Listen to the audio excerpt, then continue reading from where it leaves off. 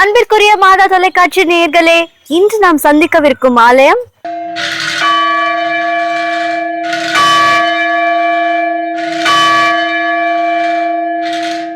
கோட்டாறு மறை மாவட்டத்தில் 25 பங்குகளின் தாய்ப்பங்காக திகழ்ந்த குருசடியில் அமைந்துள்ள நூற்றாண்டு பழமை வாய்ந்த புனித அந்தோனியார் ஆலயம்.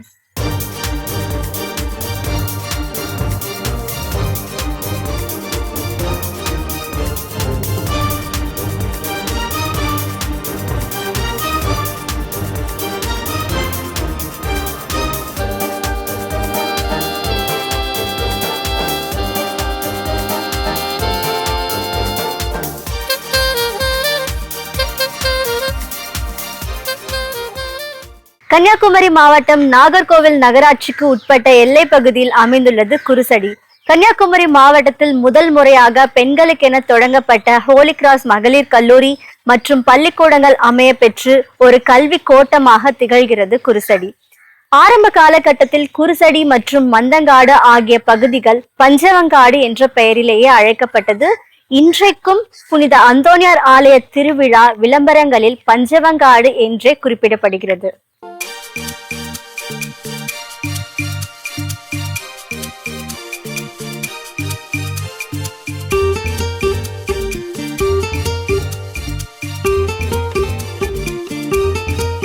பஞ்சவங்காடுங்கிற பேர் எப்படி வந்தது தெரியுமா? பஞ்சவன்காடு என்று சொன்னால் பாண்டியர்கள் ஆண்டதால் பஞ்சவன்காடாக இருக்குமோ என்று அறியப்படுகிறது. மதுரை காஞ்சி என்ற இலக்கியம் பாண்டியருக்கு பஞ்சவன் என்ற பெயரை வழங்குகின்றது. கிபி 16ஆம் நூற்றாண்டு, 12ஆம் நூற்றாண்டு, 14ஆம் நூற்றாண்டு இந்த காலகட்டங்களில் பாண்டியர்கள் இந்த பகுதியை ஆண்டதாக குறிப்புகள் இருக்கின்றது. எனவே பாண்டியர்கள் ஆண்டதால் இதற்கு பஞ்சவன்காடு என்ற பெயர் வந்திருக்குமோ என்ற ஒரு செய்தியும், பஞ்சபாண்டவர்கள் தங்களுடைய மகாபாரத போரை நிறைவு செய்துவிட்டு இந்த பகுதியில் இருந்ததாகவும், இங்கு 5 வகையான மிக சிறந்த நல்ல மரங்கள், மிக சிறந்த பயனை தருகின்ற 5 வகையான காட்டு மரங்கள் மிகவும் அடர்த்தியாக இந்த பகுதியில் இருந்ததாலும் இதற்கு பஞ்சவன்காடு என்ற பெயர் வந்திருக்கலாம் என்று கர்ண பரம்பரை கதைகள் சொல்லப்படுகின்றன. ஆனால் உண்மையிலேயே பஞ்சவன்காடு என்ற பெயர் எதனால் வந்திருப்பது என்பதற்கான வரலாற்று காரணங்கள் இன்னும் ஆய்வுக்கு உட்பட்டதாக இருக்கின்றது.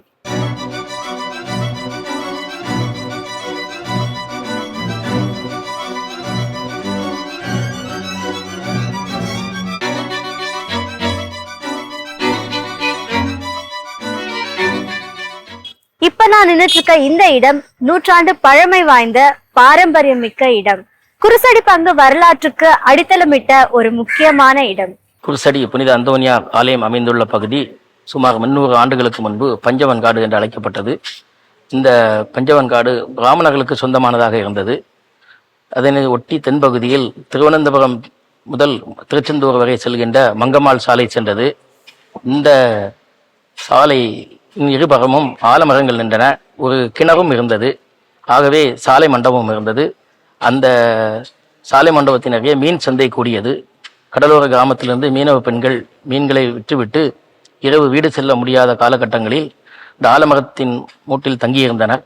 அந்த நேரங்கள்ல நேரமா வீட்டுக்கு திரும்ப முடியாம போகும்போது இங்க இருந்த மங்கம்மாள் சாலையோரம் இருந்த மண்டபத்துல தங்கியிருக்காங்க. ராத்திரி நேரங்கள்ல பயம் தெரியாம இருக்கிறதுக்காக ஒரு சிலுவையை நட்டு வச்சு இங்க இருந்த இந்து நாடார்களிடம் புன்னைக்காய் எண்ணெய் வாங்கி விளக்கு கொளுத்தி ஜெபம் செஞ்சுட்டு வந்திருக்காங்க. நாளடைவுல மரவன் குடியிருப்பு, புன்னைக்காட்டு விலை, ராமன் புதூர் ஆகிய பகுதிகளில் இருந்தும் மக்கள் வந்து இந்த சிலுவையை வழிபட ஆரம்பிச்சிருக்காங்க. ஏன்னா 1697ஆவது வருஷத்துக்கு அப்புறம் இங்க இருந்த நாடார்கள் பலர் மருங்கூர், நேமம் போன்ற மறைபரப்பு தலங்களுக்கு சென்று மனமாற்றம் பெற்று கிறிஸ்துவ மதத்தை தழுவி வந்தார்கள்.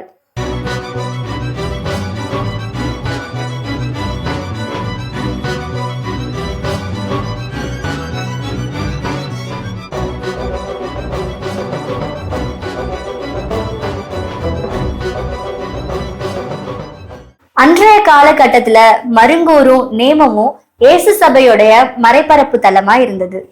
இந்நிலையில் 1790ஆம் ஆண்டு கோட்டாறு பங்கு தந்தையாக இருந்த ஃபாதர் அலெக்ஸ் இந்த பகுதியிலே ஓலை கூரையிலான ஒரு சிற்றாலயத்தை கட்டினார். பின்னர் இரண்டாவதாக சுண்ணாம்பு கலவையுடன் கூடிய கூரையுடன் கூடிய ஒரு ஆலயம் இந்த ஆலய வளாகத்தில் கட்டப்பட்டது. அது இப்போதும் ஆலய கொடிமரத்தின் தென்கிழக்கே அமைந்துள்ளது. குருசு நட்டு வழிபட்டு வந்ததால் இந்த பகுதி குருசடி என்று அழைக்கப்படுகிறது.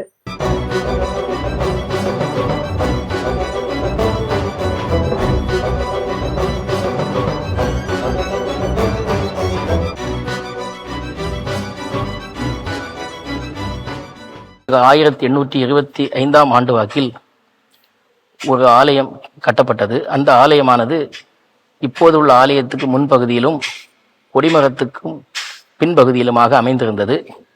அந்த ஆலயமும் நாளடைவில் போதுமானதாக இல்லாததால் 1889 ஆண்டு இந்த பெரிய ஆலயம் கட்ட தீர்மானிக்கப்பட்டு அப்போதைய பங்குத்தந்தை ஃபாதர் எலியாஸ் என்பவர் தலைமையில் கொல்லம் மறை மாவட்ட முதன்மை பணியாளர் ஃபாதர் விக்டர் என்பவரால் அடிக்கல் நாட்டப்பட்டது. இந்த ஆலயத்தினுடைய பணி 21 ஆண்டுகள் நடைபெற்றது. அக்காலகட்டத்திலேயே வைகுண்டம் ஐயர், தானு பிள்ளை, ஜான் குரியன், ஜேக்கப் மற்றும் ஜார்ஜ் பிலிப் போன்ற இன்ஜினியர்களுடைய மேற்பார்வையில் சுண்ணாம்பு கலவையுடன் கடுக்காய் ஊற வைத்த தண்ணீர், பதநீர் ஆகியவற்றை கலந்து செக்கில் ஆட்டி இந்த ஆலயம் கட்டப்பட்டது. இது கிட்டத்தட்ட ஐரோப்பிய பாணியில் இந்த கட்டுமானம் கட்டப்பட்டுள்ளது. ஆகவேதான் இன்னும் 115 ஆண்டுகளாகியும் கம்பீரமாக இந்த ஆலயம் இருக்கின்றது. 6/1/1911 அன்று அன்றைய கொல்லம் மறைமாவட்ட ஆயர் மேதகு அலோசியஸ் மரிய பென்சியர் அவர்களால் புனிதப்படுத்தப்பட்டது. அந்த காலகட்டத்தில் பஞ்சவங்காடு குருசடி புனித அந்தோணியார் ஆலய பங்கானது முதலில் கொல்லம் மறை மாவட்டத்தோடும் பின்பு கோட்டார் மறை மாவட்டத்தோடும் சிறப்பாக செயல்பட்டு வருகிறது. 1900 ஆண்டு அகஸ்தீஸ்வரம், தோவாளை, இரணியல் ஆகிய 3 தாலுக்குகளில் உள்ள 25 கிராமங்களுக்கு தாய் பங்காக எமது பங்கு இருந்து வந்துள்ளது. தற்போது இந்த 26 பங்குகளும் தனித்தனி பங்குகளாக பிரிந்து எமது ஆலயம் மட்டும் தனி பங்காக சிறப்பாக செயல்பட்டு வருகிறது.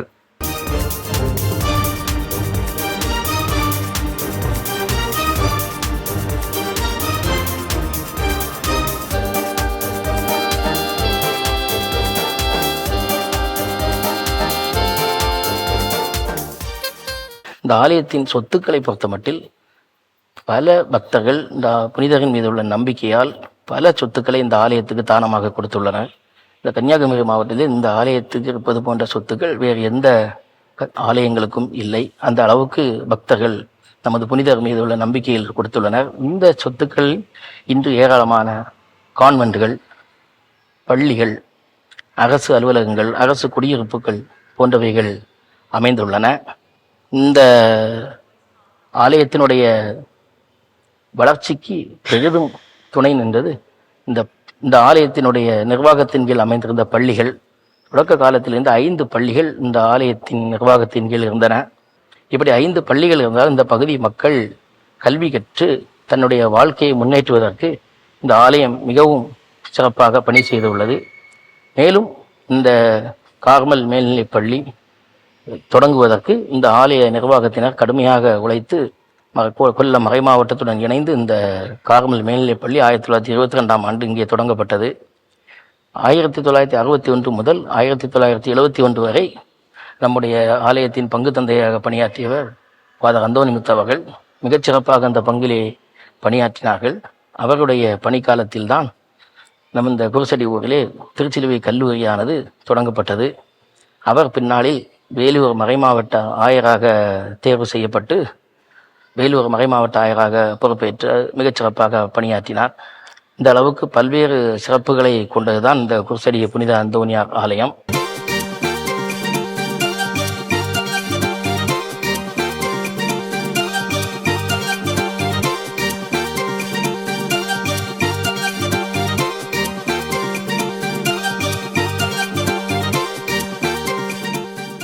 ஆலய நிர்வாகத்தை பொறுத்தமட்டில் முடுதம் என்ற ஒரு நபரால் தொடக்க காலத்தில் நிர்வாகம் செய்யப்பட்டது. முடுதம் என்பது போர்ச்சுகீசிய மொழியிலிருந்து வந்த ஒரு வார்த்தையாகும். அதாவது இந்த ஆலயத்தின் தலைவர் என்று பொருள்படும். அவர் பங்கு தந்தையுடன் இணைந்து இந்த பங்கு நிர்வாகத்தை செய்து வந்தார். தொடக்க காலத்தில் ஒருவர் மட்டுமே முடுதமாக நியமிக்கப்பட்டார். இந்த முருதத்தை நியமிக்கின்ற முழு பொறுப்பும் மறைமாவட்ட ஆயருக்கு உரியது. பிற்காலத்தில் வடபகுதி தென்பகுதி என இரண்டாக பிரிக்கப்பட்டது நிர்வாக வசதிக்காக. அதுமாதிரி வடபகுதியிலிருந்து ஒருவர் முழுதமாகவும் தென்பகுதியிலிருந்து ஒருவர் முழுதமாகவும் தேர்ந்தெடுக்கப்பட்டனர். என்னுடைய மூதாதையர்கள் 5 பேர் இந்த ஆலயத்தில் முழுதமாக பணியாற்றியுள்ளனர். இந்த முழுதவங்களை பொறுத்த மட்டில் இவர்கள் மறைமாவட்ட ஆயருக்கும் பங்கு தந்தைக்கும் கணக்கு காட்டி மிகச் சிறப்பான முறையிலே இந்த பங்கை வழிநடத்த அவர்கள் கடமைப்பட்டவர்கள். என்னுடைய மூதாதையர்கள் பிரான்சிஸ் இந்த ஆலயத்தில் 43 ஆண்டுகள் முழுதமாக பணியாற்றினார். மகமுடியற்பை சார்ந்த மரியந்தோணி என்பவர் 48 ஆண்டுகள் முழுதமாக பணியாற்றினார். எஃப் ஸ்டான்லி 33 ஆண்டுகள் மிகச் சிறப்பாக முழுதமாக பணியாற்றினார்கள். மொத்தம் தற்போது கிடைத்துள்ள ஆவணங்கள்படி 14 நபர்கள் முழுதமாக பணியாற்றியதாக ஆதாரங்கள் உள்ளன. பழமையும் பெருமையும் வாய்ந்த பங்குகளில் இப்பங்கும் பெருமைக்குரிய பங்கு, நூற்றாண்டு விழா கண்ட பங்கு. இந்த பங்கின் பீடமானது 1973ஆம் ஆண்டு அப்போதைய பங்கு அருள்பணியாளர் அருள்பணி டைனிசிஸ் அவர்களால் மாற்றியமைக்கப்பட வேண்டும் என்று சபையாரிடம் கோரிக்கை விடுக்கப்பட்டது. அப்போது சபையாரும் அதற்கு ஒப்புதல் அளித்தார்கள். அந்த ஒப்புதலின் பிறகு இந்த அந்தோணியாருடைய சிறுவமானது அதற்கு முன்னால் நற்கருணை பேழையின் பின்னாடி வைக்கப்பட்டிருந்தது. ஒப்புதலுக்கு பிறகு அந்தோணியாரின் சிறுவமானது வடகிழக்கு மூலையில் 4 சிறு தூண்கள் அமைக்கப்பட்டு கண்ணாடி பேழையினுள் அந்தோணியாருடைய திரு உருவ சிலையானது வைக்கப்பட்டது.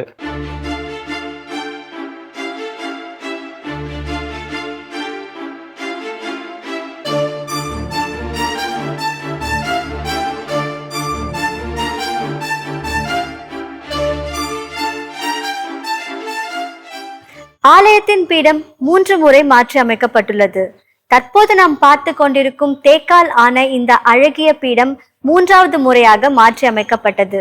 பீடத்தின் நடுநாயகமாக நற்கருணை பேழையும் அதற்கு மேல் புனித அந்தோணியாரின் திருவுருவ சுரூபமும் இயேசுவின் பாடுபட்ட சுரூபமும் வைக்கப்பட்டுள்ளது. பீடத்தின் வலப்பக்கத்தில் புனித மரியன்னையின் திருவுருவ சுரூபமும் பீடத்தின் இடப்பக்கத்தில் புனித வளனாரின் திருவுருவ சுரூபமும் வைக்கப்பட்டுள்ளது. பீடத்தின் முன்பக்கத்தில் வலப்பக்கத்தில் புனித மரியன்னையின் திருவுருவ சுரூபமும் இடப்பக்கத்தில் புனித அந்தோணியாரின் திருவுருவ சுரூபமும் மக்களின் வணக்கத்திற்காக வைக்கப்பட்டுள்ளது.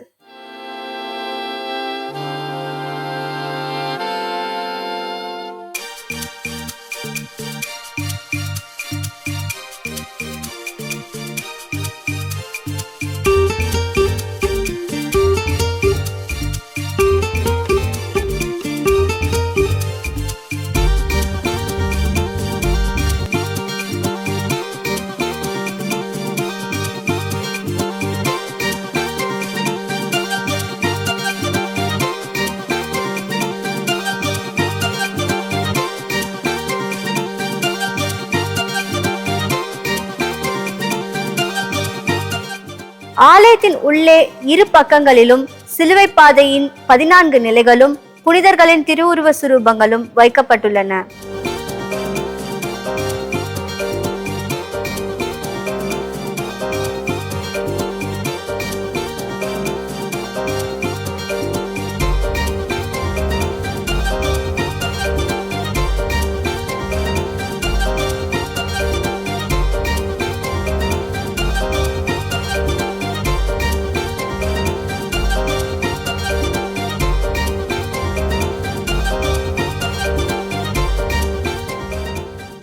இன்னொன்று தனி சிறப்பு என்னவென்றால் இரட்டை கோபுரங்கள், வானுயர்ந்த கோபுரங்கள்.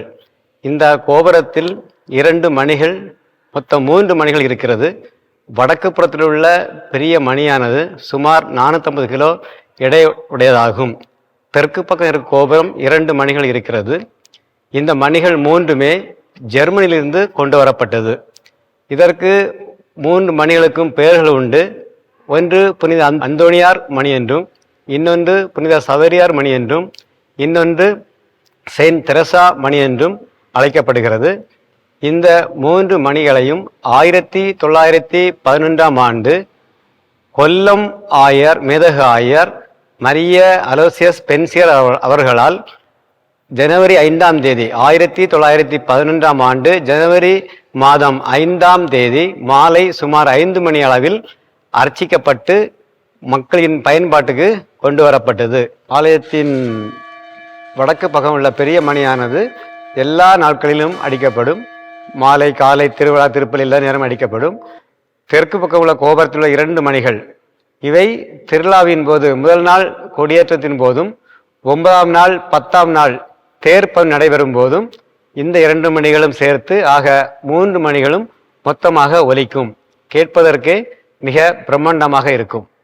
குருசடி புனித அந்தோனியார் ஆலயத்தின் திருவிழா 10 நாட்கள் வெகு விமரிசையாக கொண்டாடப்படுகிறது. புனித அந்தோனியார் திருவிழா ஜூன் 13ஆம் தேதி தான் நடந்ததாக எங்கள் முன்னோர்கள் சொல்லியிருக்கிறார்கள். அதன் பிறகு ஜூன் 13 அதிக மழை காரணமாக ஜனவரி மாதம் 3 அரசர்கள் திருநாள் முடிந்த அந்த வெள்ளிக்கிழமை கொடியேற்றத்துடன் மிக சிறப்பாக நடைபெற்று கொண்டிருக்கிறது. இந்த எங்கள் ஊர் திருநாளுக்கு பக்கத்து ஊர்கள் எல்லா மாநிலத்தில் உள்ளவங்களும் எங்கள் ஊரில் பிறந்தவங்க வெளிநாட்டில் இருக்கிறவங்க வேற கண்டிப்பாக இந்த ஜனவரி மாதம் திருநாளுக்கு கண்டிப்பாக ஊருக்கு வந்துடுவார்கள். ஜனவரி மாதம் 3 அரசுகள் திருநாள் முடிந்த அந்த வெள்ளிக்கிழமை மிக சிறப்பாக கொடியேற்றத்துடன் திருநாள் ஆரம்பமாகிறது. மாலை 7 மணிக்கு கொடியேற்றத்துடன் தொடங்கும். மிக சிறப்பாக இருக்கும்.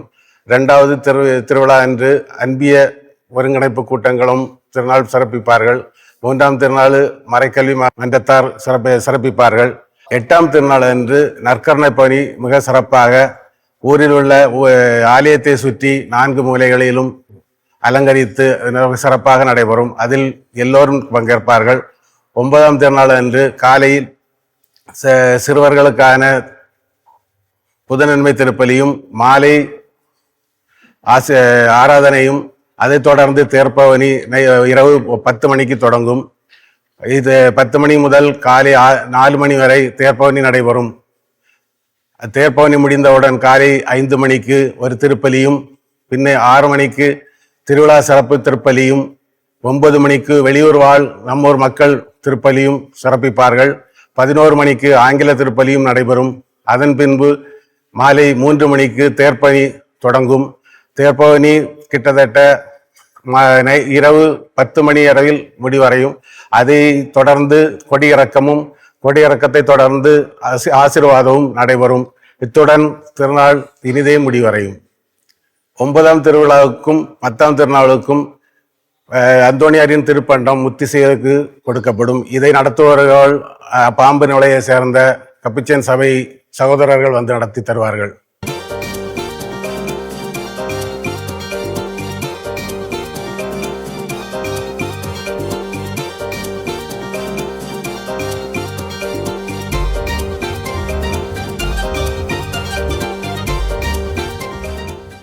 குருசடி பங்குக்கு சொந்தமாக 4 கெபிகள் உள்ளன.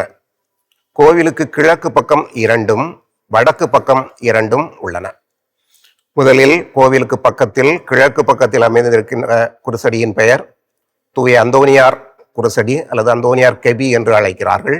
இது 1950ஆம் ஆண்டு பங்கு மக்களால் கட்டப்பட்டது. இது அங்கு வரும் மீனவர்களுக்கும் மீன் வியாபாரிகளுக்கும் பழக்கப்பட்ட ஒன்றாக இருக்கிறது.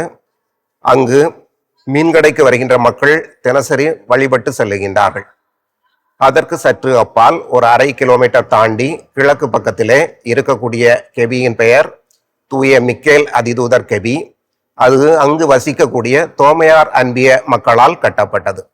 தோமையார் அன்பிய மக்கள் பெரிதும் மதித்து அந்த இடத்தில் ஜெபித்து தினமும் ஜெபமாலை செய்து வருகின்றார்கள். வருடத்துக்கு ஒரு முறை விழாவும் திருவிழாவும் கொண்டாடி வருகின்றார்கள்.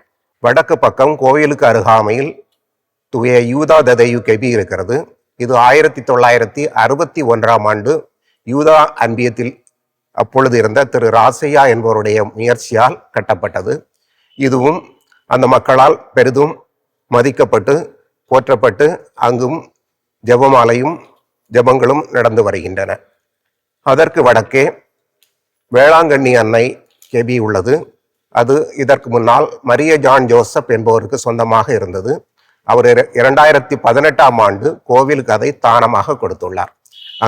அங்கு இருக்கக்கூடிய ஜார்ஜியா ஜான் போஸ்கோ அன்பிய மக்கள் பெரிதும் மதித்து அங்கும் ஜெபமும் வழிபாடும் நடந்து வருகின்றன. குருசடி பங்கிற்கு வெற்றி திலகமாக திகழ்வது திருப்பயணிகள் வளாகமாகும். 1850ஆம் ஆண்டு குமரி மாவட்ட மக்களால் மிகவும் போற்றப்பட்டதாகும். முன்பு மக்கள் அனைவராலும் இது சாவடி என்று அழைக்கப்பட்டது.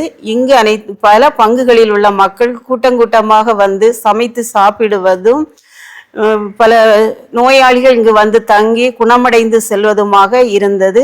இந்த பழைய சாவடி கட்டிடமானது முற்றிலும் அகற்றப்பட்டு திருப்பயணி வளாகமாக அழகுற அமைக்கப்பட்டுள்ளது. இதனுடைய செலவு 2.25 கோடி செலவில் கட்டப்பட்டுள்ளது. 13/6/2023ஆம் ஆண்டு கோட்டாறு மறைமாவட்ட ஆயர் நஸ்ரீன் சூசை அவர்களால் திறந்து வைக்கப்பட்டது. இன்றும் பல பங்குகளிலிருந்து மக்கள் கூட்டமாக வந்து அசனங்கள் கொடுத்தும் பல புதுமைகளையும் பெற்று செல்கின்றனர். ஆலயத்தின் முன்புறம் அழகாக அமைந்துள்ள இந்த கொடிமரம் இருமுறை மாற்றி அமைக்கப்பட்டுள்ளது. முதல் கொடிமரம் முழுவதும் கல்லால் ஆனது. தற்போது நாம் பார்த்து கொண்டிருக்கும் இந்த அழகிய கொடிமரம் வெண்கலத்தால் செய்யப்பட்டது. பஞ்சவங்காடு புனித அந்தோணியார் ஆலய கொடிமரமானது 1911ஆம் ஆண்டு அப்போதைய பல ஊர் நிர்வாகிகளால் முடிவு செய்யப்பட்டு சுமார் 25 அடி உயரத்தில் ஒரே கற்களான கொடிமரம் நிறுவப்பட்டது. அதன் மேல் ஒரு பிள்ளை கோபுரமாக சுமார் 15 அடி உயரத்தில் மொத்தம் 40 அடி உயரத்தில் இந்த ஆலய கொடிமரம் இருந்து வந்தது. இதனை 2016ஆம் ஆண்டு தேர்வு செய்யப்பட்ட அருள்பணி பேரவையானது மாற்ற வேண்டும் என்ற கோரிக்கையை ஊர் மக்கள் அனைவர் முன்னிலையிலும் அறிவிக்கப்பட்டு அதனை அப்போதைய அருள்பணி பேரவை தலைவராகவும் பங்கு தந்தையாக இருந்த அருள்பணி பிரான்சிஸ் போர்ஜியா அவருடைய தலைமையில் அப்போதைய நிர்வாகிகள் திரு டி அமலராஜா, துணைத் தலைவராகவும் செயலராக ஜான்சன் பால்ராஜ் அவர்களும், துணை செயலராக கிங்ஸ்லி ஜெகன் ஆண்டனி அவர்களும், பொருளாளராக திருமதி லில்லிமேரி அவர்களும் செயல்பட்ட காலத்தில் அந்த கொடிமரம் சீர் செய்யப்பட்டு 5/1/2018ஆம் ஆண்டு நம்மளுடைய கோட்டார் மறைமாவட்ட ஆயர் நஸ்ரீன் சூசை அவர்களால் அர்ச்சிக்கப்பட்டு இன்று அது ஒரு வெண்கல கொடிமரமாக இந்த ஊருக்கு அந்தோணியார் ஆலயத்திற்கு பெருமை சேர்த்து கொண்டிருக்கிறது. முன்பு எடுக்கப்பட்ட அந்த பழைய கொடிமரமானது ஊரிலே குருசடி தோன்றுவதற்காக ஒரு வரலாறு படைத்த அந்த சிற்றாலயத்தின் முன்பகுதியிலே இன்று அதனை நடப்பட்டு இந்த மக்கள் அதை வணங்கும் வகையில் செயல்படுத்த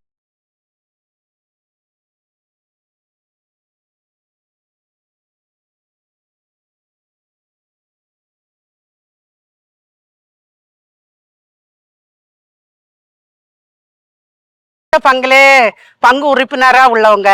எனக்கு 2004ஆம் ஆண்டு 2வது பொம்பளை பிள்ளை பிறந்து, அப்போ பிறந்த அடுத்த நாள் டாக்டர் சொன்னாங்க, இந்த பிள்ளைக்கு மஞ்சக்காமாலை நோய் ரொம்ப தாக்கியிருக்கு, வேறு ஆஸ்பத்திரியில் அட்மிட் பண்ணணும்னு. அப்போ அப்படியே அட்மிட் பண்ணோன்னு அந்த டாக்டர் சொன்னாங்க, அந்த பிள்ளைக்கு எனக்கு தெரியாத கணவர்கிட்ட சொல்லியிருக்காங்க, பிளட் அவ்வளோ மாற்றினா ரொம்ப சீரியஸாக இருக்குது, வேறு சின்ன பிள்ளை 2வது பிறந்து 2 நாள் ஆன பிள்ளை ஆனதுனால 2 இளம் பையன்மார்களை நாளைக்கு நீங்கள் பார்த்துட்டு வாங்கன்னு. அப்போ ஏதோ எங்கள் வீட்டுக்காரர் ஆலய பணியாளராக உபதேசியாராக வேலை செய்துருக்காங்க. அப்போ அவங்க அந்தோனியாட்ட வந்து, எப்பா இப்படி பிறந்து 2 நாள் ஆன பிள்ளைக்கு இப்படி எல்லா பிளட்டையும் மாற்றணும்னு சொல்லாங்க, உங்கள்கிட்ட நான் அதை ஒப்படைக்க அப்படின்னு சொல்லிட்டு பூசையை முடிச்சுக்கிட்டு அங்கே ஆஸ்பத்திரிக்கு வந்தாங்க. வந்துட்டு டாக்டர் கூப்பிட்டாங்களா, உன்னை ஏதோ பிளட்டுக்கு பையன் மரம் பார்த்துட்டிங்களா, அதான் கேட்க போகிறாங்களோன்னு நினைக்கச்சில, ஏதோ ஒரு அற்புதம் நடந்திருக்கு, உங்கள் பிள்ளைக்கு பிளட்டு மாற்ற வேண்டாம், அவளுக்கு நாங்கள் கொடுக்க இந்த ட்ரீட்மெண்ட்லேயே குறையும் அப்படின்னு சொல்லியிருக்காங்க. அந்த புதுமை எங்கள் வாழ்க்கையிலே மறக்க முடியாது. அந்த 7 நாளந்தான் அந்த பிள்ளை அந்த ஆஸ்பத்திரியில இருந்தா. அதுக்கப்புறம் ஒரு பிரச்சனை இல்லாம இன்னைக்கு நல்ல முறையில இருக்கா, எல்லார விட நல்ல ஒரு சுறுசுறுப்பா எல்லா ஒரு ஆற்றலோட இருக்கா. அந்தோணியார் கோடி கோடி செய்த அந்தோணியாருக்கு எங்க குடும்பம் சார்பாக நன்றியை தெரிவித்துக் கொள்கிறேன்.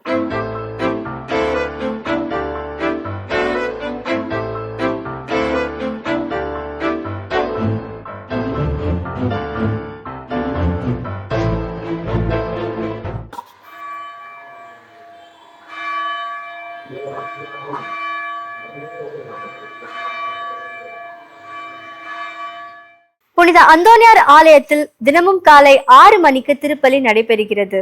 ஒவ்வொரு ஞாயிற்றுக்கிழமையும் காலை 6:30 மணிக்கு திருப்பலியும் மாலை 5 மணிக்கு திருப்பலியும் நடைபெறுகிறது. ஒவ்வொரு செவ்வாய்க்கிழமையும் மாலை 5:30 மணிக்கு ஜெபமாலையும் நவநாள் திருப்பலியும் நடைபெறுகிறது.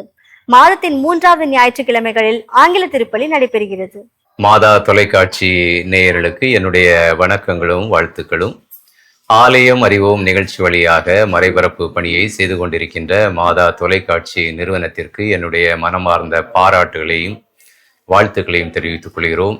இந்த நிகழ்விற்காக எங்களுடைய ஆலயத்தை தெரிவு செய்த நிறுவனத்திற்கு என்னுடைய நன்றிகளையும் தெரிவித்துக் கொள்கின்றேன். இந்த நிகழ்வை பார்த்து கொண்டிருக்கின்ற நேயர்களுக்கு இறைவனுடைய ஆசீர் உரியதாகட்டும். நன்றி. குருசடி புனித அந்தோனியார் ஆலயத்தை எவ்வாறு அடையலாம்? புகழ்பெற்ற சுற்றுலா தலமான கன்னியாகுமரியிலிருந்து 22 கிலோமீட்டர் தொலைவிலும், அருகிலுள்ள விமான நிலையமான திருவனந்தபுரத்திலிருந்து 70 கிலோமீட்டர் தொலைவிலும், புறநகர் பேருந்து நிலையமான வடச்சேரியிலிருந்து 5 கிலோமீட்டர் தொலைவிலும், அருகிலுள்ள ரயில் நிலையமான கோட்டாரிலிருந்து வெறும் 5 கிலோமீட்டர் தொலைவிலும் அமைந்துள்ளது.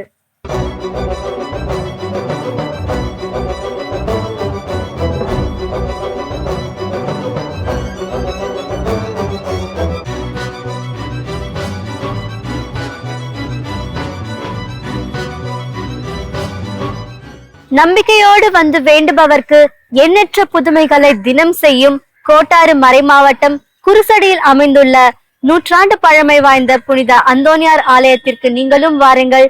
வந்து இறையாசிரை பெற்று செல்லுங்கள். இயேசுவுக்கே புகழ், மரியே வாழ்க.